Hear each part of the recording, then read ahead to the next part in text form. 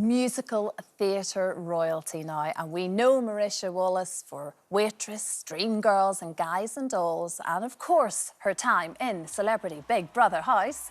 Well, this summer she is back on the West End stage in Something Rotten, and we're so chuffed you're with us this morning, Marisha. It's so lovely to see you. And like we say, back in the West End, Something Rotten in concert, and this is a very interesting mix-up, isn't it? Yes. Oh, it's such an amazing show. I was in the original Broadway cast, so I have known and been a part of this show for many, many years. So for it to come to the UK finally and get to be a part of it again is so exciting. A very different role second time around. Very different role. First time, I was a tap dancing egg.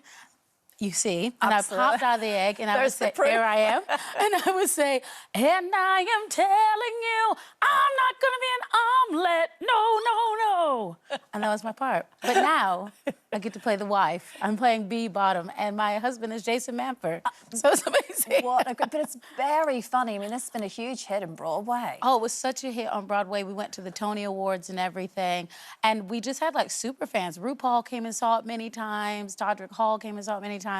But it's just fun. I mean, you need a lot of laughter right now, especially with what's going on in the world. So we need a comedy, and it will make you laugh a lot. It will make you laugh. It was actually during your first time around. That's when you got the call for Dreamgirls, wasn't it? So you had to leave because of this huge role. Yeah, I was playing Eggy White, and then I was called and said, "Do you want to play Effie White in the West End in Dreamgirls?" And I left the show in like a day's notice, and then I came here, and for it to come full circle 7.5 years later, it just feels wild. right. It feels right. It feels right. But you've taken certainly performing here in the UK to your heart, really. Like, this is very much home to you now. Absolutely. I've been here 7.5 years now. I'm going to get my citizenship in December, which is so exciting. It's official. So I'll be a dual citizen. I'll be British. So in December. True. Does it help them with the citizenship, considering your royal connections now? I do now have they some just royal hang out with royalty casually, don't yes, you? I just did the D-Day 80th anniversary commemoration. I got to do this huge number, and before I went on, Prince William is standing there, and he's like, "Hey, how are you?" And we're like chatting, like I'm backstage at a music festival. It's so crazy.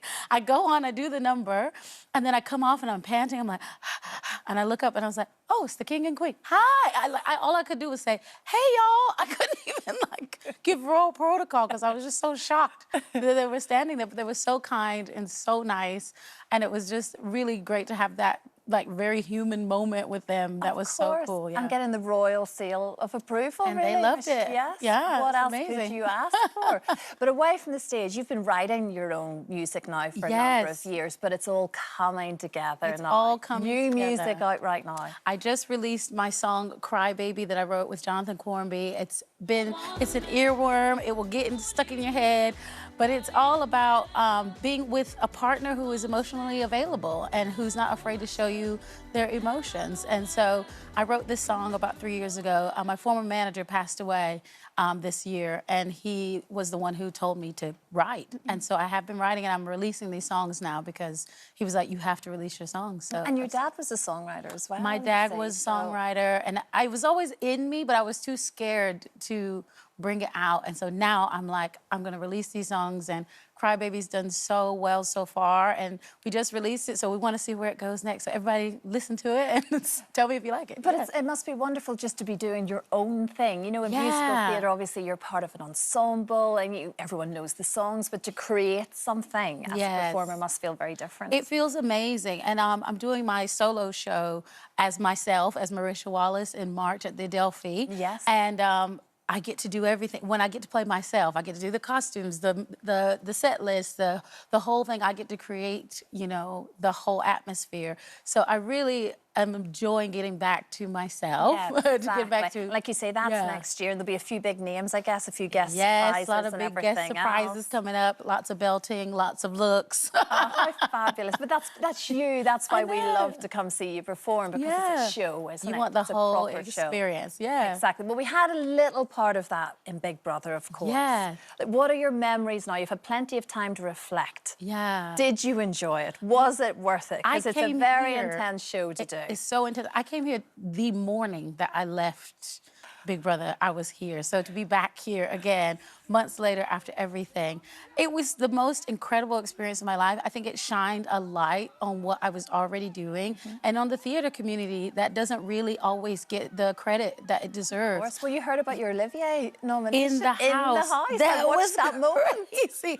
And then only like 2 weeks later, I performed at the Olivier's right after it. So it's been quite of a whirlwind experience, but just such an incredible thing. And I met friends there that I will keep for life. Louis I know. Walsh being one, Louis actually. Walsh. He was on this morning and they said, who's your favorite housemate? And he said, Marisha. And I was like, oh my God. I texted him. He's like, I loved you. I was like, so it was so cool because, you know, the show that you saw and what was actually happening in the house was very two different things, you know? So we were making these amazing bonds with each other that people didn't really get to see all of it. So it's so nice on the outside where we're still, you know, hanging out. Went to Bradley's engagement party, and I hang out with Zizi and David and like everyone. There's one person you haven't heard from, though. Yeah. Is that right? Who? Is it Sharon? I haven't heard from Sharon, but wherever she is, call me. Yes, absolutely. Because I made her salmon. We had many great talks. You did, exactly. She was great. No, I know, and she was there for that beginning part, though, I guess you see. It's that last sort of stint. I think there's a unity at that point, isn't there? Because it's like, she was only a special guest, and she was so amazing in the house. She gave me so much great advice. Like, she was like, you're a star, keep going. Because, you know, she's been in the business for so long. She knows everything. And she knows everything, and she was great. Like, I just had a really great time with everyone, really. You were so good in there. Well, like we say, Marisha, you're back here where you belong.